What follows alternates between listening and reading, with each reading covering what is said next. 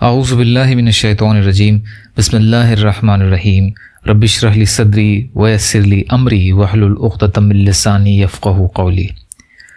لوگوں میں لگ کر اپنے سے غافل نہ ہو جاؤ۔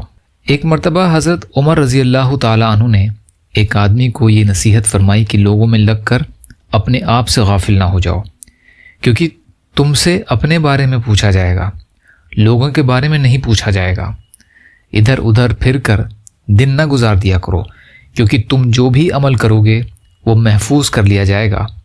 جب تم سے کوئی برا کام ہو جایا کرے تو اس کے بعد فوراً کوئی نیکی کا کام کر لیا کرو، کیونکہ جس طرح نئی نیکی پرانے گناہ کو بہت زیادہ تلاش کرتی ہے اور اسے جلدی سے پا لیتی ہے، اس طرح اس سے زیادہ تلاش کرنے والی میں نے کوئی چیز نہیں دیکھی، اس سے زیادہ تلاش کرنے والی میں نے کوئی چیز نہیں دیکھی۔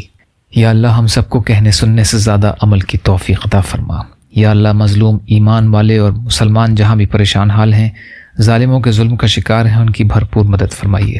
یا اللہ اپنے حلال میں سے دے دیجیے، حرام کے ذرائع سے ہماری حفاظت فرمائیے، اپنے غیر سے بے نیاز کر دیجیے، جو مانگا وہ بھی عطا کر دیجیے، جو بھول گئے وہ بھی عطا فرمائیے۔ ربنا تقبل منا انک انت السمیع العلیم برحمتک یا ارحم الراحمین۔ لا الہ الا اللہ محمد رسول اللہ۔ السلام علیکم۔